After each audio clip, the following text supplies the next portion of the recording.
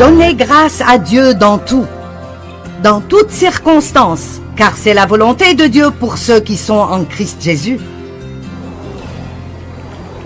Combien d'entre vous prient? Qui voudrait recevoir une réponse à sa prière? D'accord. Eh bien, je vous parlerai un peu de comment les paroles que nous disons quand nous ne prions pas. Allez, vous me comprenez? Comment les paroles que nous disons quand nous ne prions pas affectent nos prières.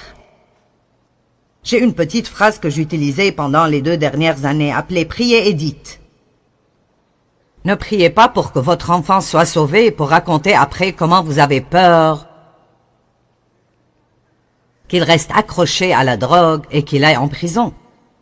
Priez et dites. Priez et dites. Ésaïe 58, verset 9.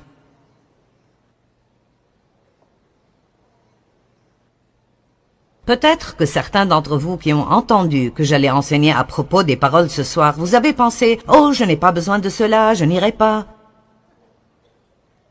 Mais vous avez besoin de cela, et moi aussi. Dieu s'occupe de moi à un niveau plus profond à propos des paroles de ma bouche. Et j'ai dit à quelqu'un aujourd'hui, je pense que ça va être ma fête. Je me suis améliorée, mais je ne suis pas parfaite en cela. Ceux qui parlent beaucoup ne le sont pas. Et même vous, les silencieux, vous ne le dites peut-être pas à haute voix, mais c'est là-dedans.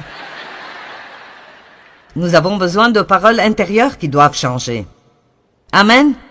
Et je veux changer. Je veux m'améliorer. Je suis trop vieille pour perdre mon temps. Je veux avoir la victoire. Ce qui m'a pris 5 ans pour vaincre il y a 20 ans, je veux l'avoir en 5 jours maintenant. Je ne veux pas traîner et traîner, je veux que Dieu me montre la puissance de mes paroles d'une telle façon que j'aurai en moi une crainte révérentielle de Dieu pour ne pas dire des choses qui me blesseront ou blesseront quelqu'un d'autre. Et seul Dieu peut nous révéler cela. Alors si vous ne pensez pas que vous avez besoin de cela ce soir, je prêcherai à moi-même parce que j'en ai besoin. Amen. Ésaïe 58. Verset 9, Ésaïe 58 parle de ce qui plaît à Dieu et ce qui ne lui plaît pas. Mais ceci parle des prières répondues et les paroles de notre bouche. Quand tu appelleras, l'Éternel répondra. Quand tu crieras à l'aide, il dira, je suis là. Ah, combien d'entre vous voudraient cela?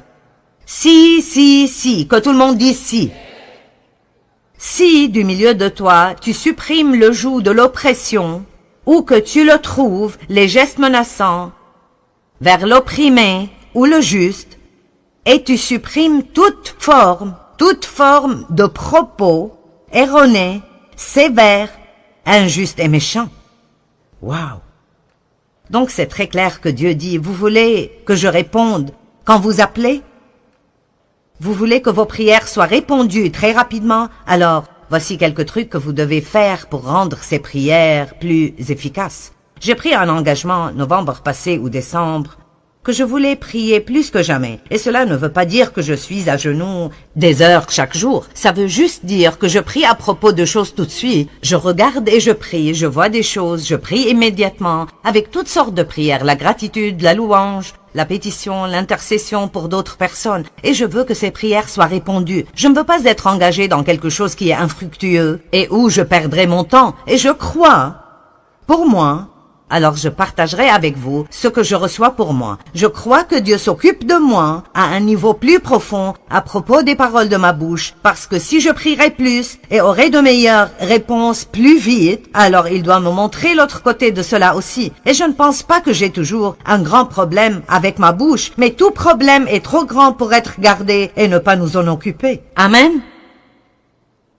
Alors, nous allons parler ce soir de choses qui se rapportent à votre bouche et de choses qui n'ont rien à voir avec votre bouche. Nous allons commencer par ce que nous ne devons pas faire. La première chose à demander est que Dieu nous rende conscients de chaque fois où nous le faisons. Et c'est là que nous devons commencer. Dieu, chaque fois que je fais ces choses, rends-moi conscient de cela. Et si tu me rends conscient et tu m'aides, j'arrêterai. Nous avons besoin de l'aide de Dieu.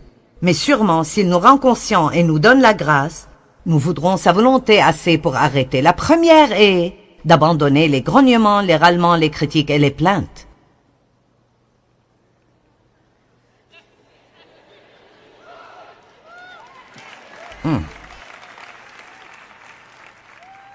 Vous ne pouvez plus vous plaindre à propos de votre travail, ni à propos de votre patron, ni à propos de votre vieille voiture, votre maison minuscule ou quoi que ce soit que vous n'aimez pas, d'accord? Ce mari pour lequel vous avez cru Dieu, ces enfants pour lesquels vous avez prié.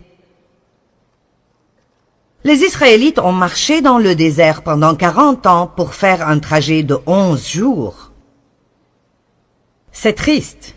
Et l'une des plus grandes raisons est qu'ils n'arrêtaient jamais de se plaindre.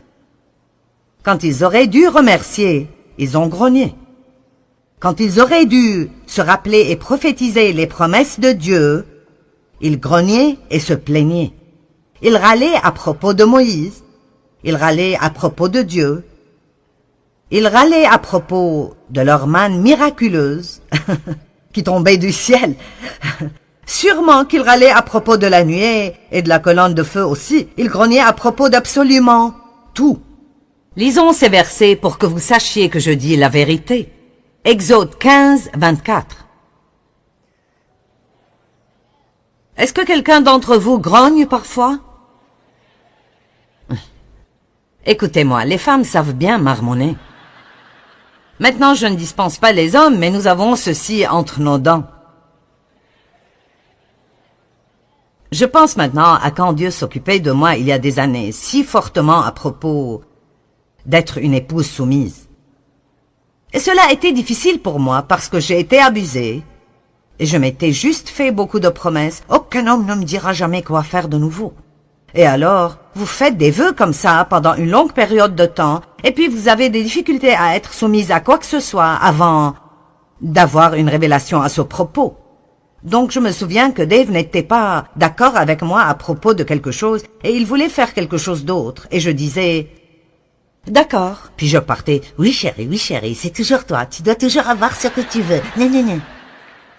Maintenant je sais que personne d'entre vous ne fait ça. Je vous dis juste comment j'étais. Mais vous savez, ou votre patron vous dit quelque chose et vous souriez, et puis vous partez, c'est abruti, tout ce qu'il fait toujours est...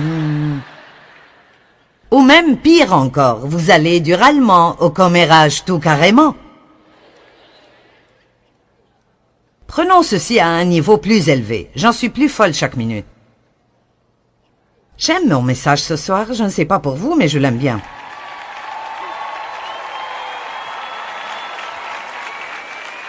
D'accord, Exode chapitre 15, verset 24. Alors le peuple se plaignit de Moïse en disant, « Donc, qu'allons-nous boire ?» Exode 16, verset 2. Et toute l'assemblée des Israélites se plaignit de Moïse et d'Aaron dans le désert. Chapitre 17, verset 3. Vous voyez, ils se sont plaints à travers l'Exode, à travers les nombres, et ils tournaient encore et encore et encore autour de la même montagne. Puis-je vous dire que quand vous vous plaignez, vous restez? En fait, j'ai trouvé une définition dans le dictionnaire et j'aurais dû écrire le nom du dictionnaire. Je ne me rappelle plus lequel c'était, mais il disait que se plaindre veut dire rester et passer la nuit. Donc je dis, plaignez-vous et restez, louez et soyez élevés. Amen. Nous pouvons faire soit ce que les Israélites ont fait, soit ce que Jésus a fait, et même en souffrant, nous pouvons toujours louer Dieu. Même quand les choses font si mal que nous n'arrivons pas à supporter, vous avez l'autorité sur votre bouche. Vous avez l'autorité sur vos paroles, et personne ne peut vous faire dire quoi que ce soit de force. Amen. Vous me regardez avec les yeux grands ouverts là-bas. Philippiens 2, 14. J'aime celui-là.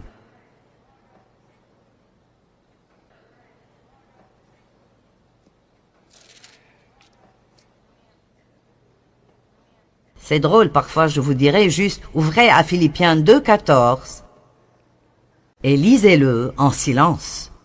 Je n'ai pas besoin d'attendre très longtemps et c'est comme faites toutes choses. Toutes choses. Oh mon Dieu. Je ne peux pas me plaindre quand je nettoie la maison. Je ne peux pas me plaindre quand je conduis dans l'embouteillage. Je ne peux pas me plaindre à propos des prix élevés. Je ne peux pas me plaindre à propos du gouvernement.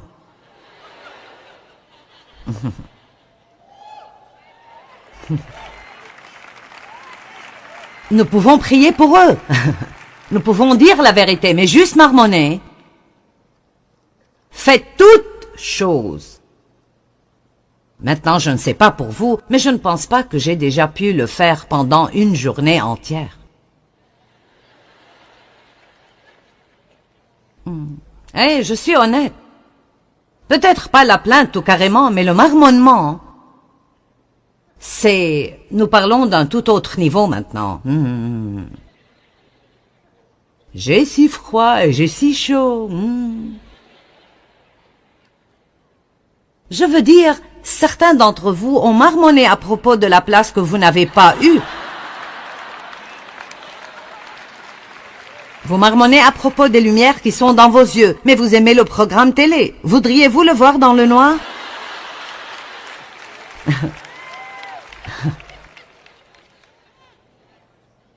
Vous savez, nous sommes accros au confort. Juste absolument, dans notre société, nous sommes accros au confort. Je veux dire, je pourrais aller en Inde et les gens marcheraient pendant des jours, et je n'exagère pas, des jours, pour venir à une conférence. Ils s'assoiraient dans un champ en plein air. Ils s'assoiraient là, et je ne sais pas comment ils font cela, mais ils s'assoiraient toute la journée et n'iraient même pas à la salle de bain. Et je dis, je ne sais pas quel genre de vessie vous avez, mais j'ai besoin d'une pause.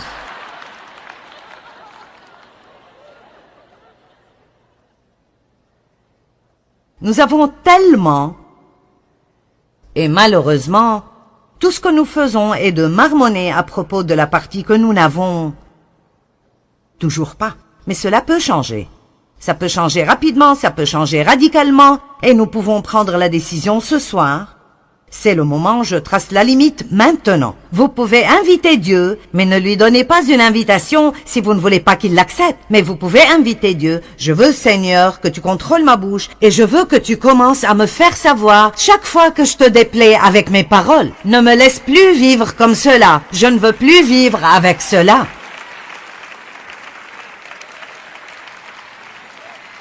J'ai étudié ce sujet jusqu'à avoir des crampes au visage. Et j'ai toujours besoin de l'étudier. Dave n'a pas autant de problèmes que moi parce qu'il est plus silencieux. Je veux dire, tout le temps que j'ai été mariée avec Dave, et je n'exagère pas, hein, je l'ai entendu dire peut-être 3 fois qu'il n'aimait pas quelqu'un. Je veux dire, j'ai eu 50 ans avant de trouver 3 personnes que j'aimais.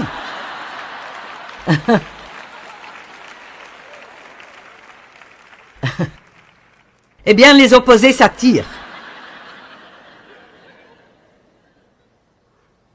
Mais combien d'entre vous sont heureux que j'ai eu à faire un long cheminement pour que vous puissiez... J'espère que vous êtes heureux de ne pas avoir une enseignante biblique parfaite. Philippiens 2,14, faites toutes choses sans vous plaindre et sans critiquer et sans discuter contre Dieu. C'est là la chose qui m'a arrêté. Contre Dieu. Je ne me plains pas contre Dieu. D'un côté, nous disons, Dieu, je crois que tu as le contrôle. Mais je n'aime pas cela du tout. Dieu, je pense que tu as toute la sagesse, tu sais toutes choses et tu fais tout très bien, mais je hais ceci. Donc nous parlons des 2 côtés de notre bouche. Si nous croyons vraiment que Dieu a le contrôle et qu'il a un bon plan pour nos vies, et si nous croyons que toutes choses travaillent ensemble pour le bien de ceux qui aiment Dieu, combien d'entre vous savent que nous pouvons crier et acclamer dans l'église? La louange était bonne ce soir. N'importe qui serait heureux dans cette louange. Et vous savez, la prédication aide. Vous aimez cela aussi, mais ultimement, vous devez retourner à la maison. Le groupe de louanges n'ira pas avec vous. Je n'irai pas avec vous, j'irai à la maison. Je serai à la télé le lundi matin pour vous donner un autre petit étirement si vous en avez besoin. Mais qui sait ce que je veux dire? Tout cela paraît bien. Hein? Mais quand nous faisons face à des circonstances, c'est là que ça doit marcher. Ça devait marcher pour Jésus dans le jardin quand les disciples se sont endormis.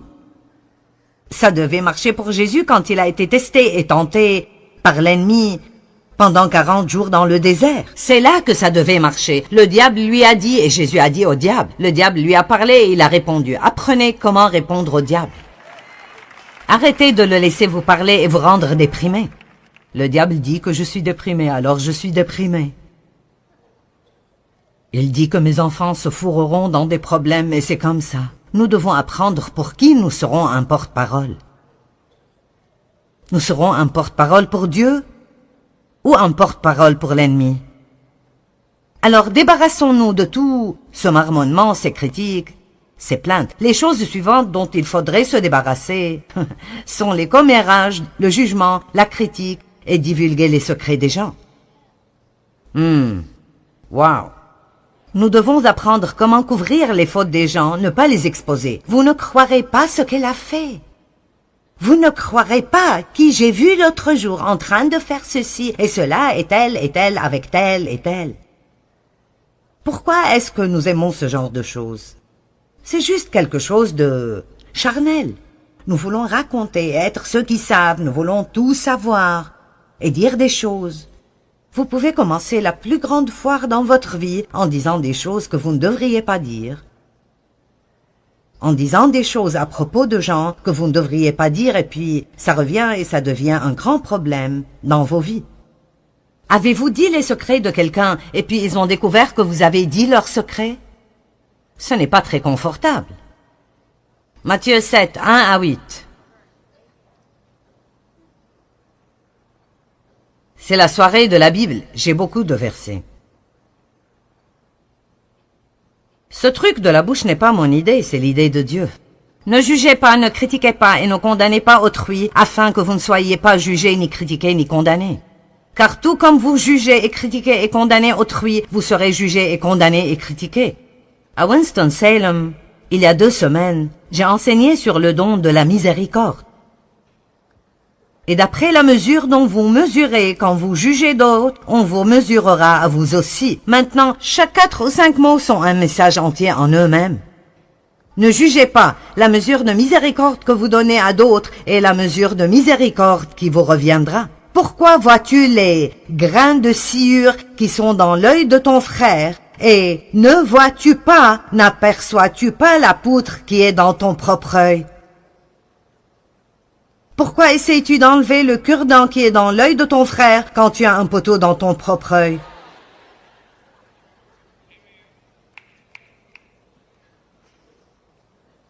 Jésus a dit que celui d'entre vous qui n'a jamais commis de péché lance la première pierre. La meilleure façon que je connaisse, la seule façon correcte dont nous devons juger quelqu'un d'autre. Maintenant, je ne parle pas de juger le péché.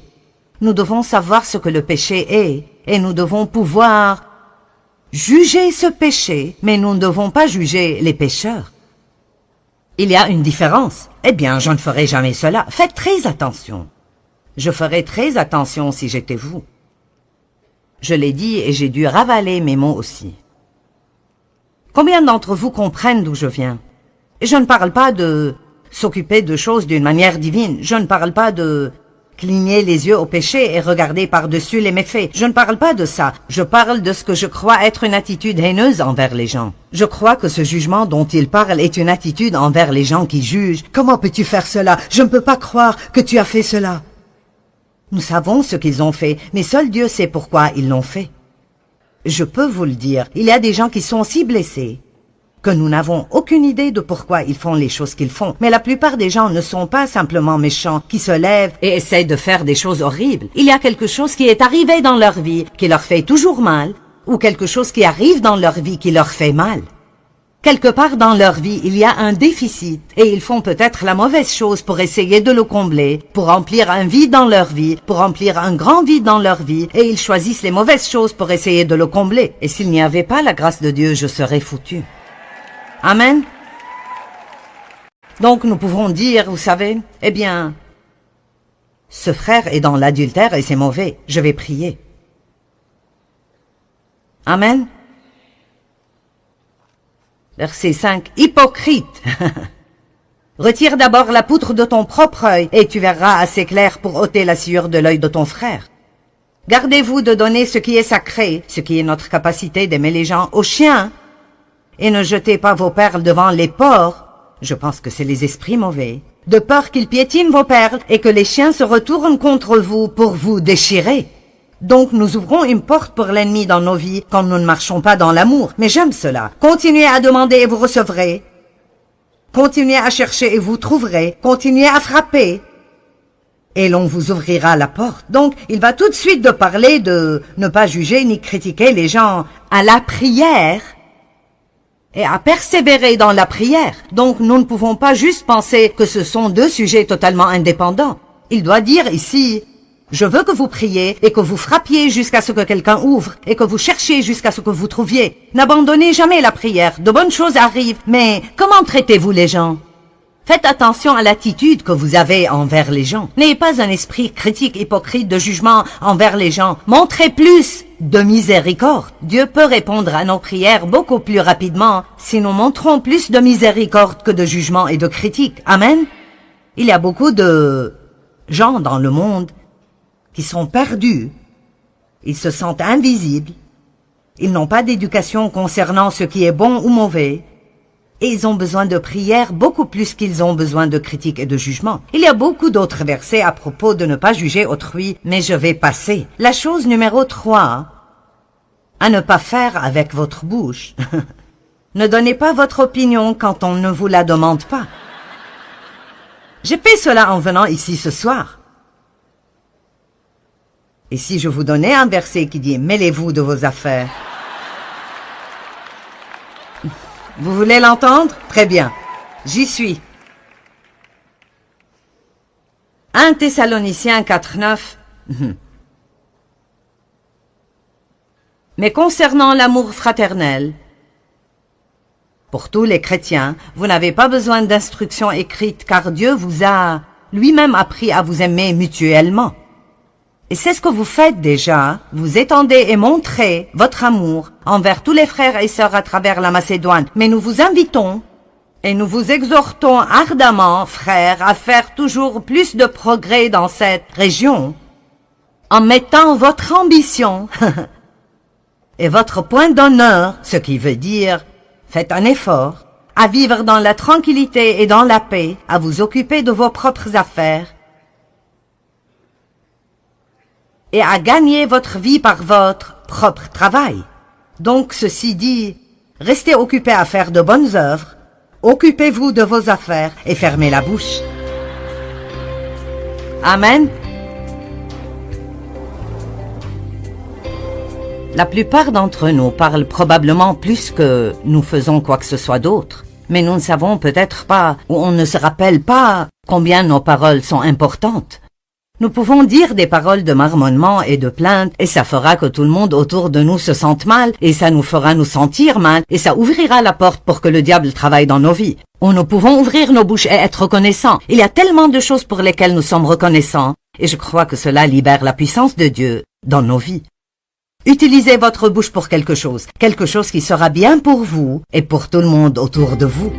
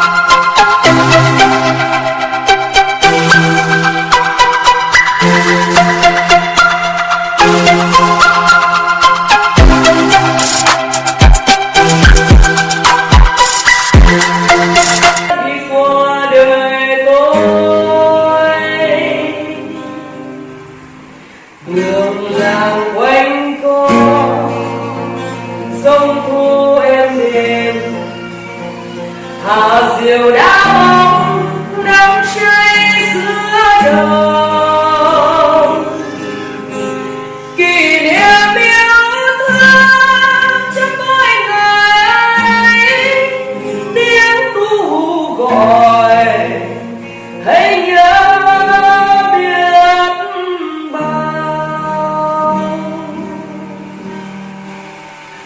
tôi xa quê bao năm tháng qua nhưng trong trái tim không bao giờ xa lời mẹ ru con hiu hiu trẻ mùa lụt nước lũ bắt cá giữa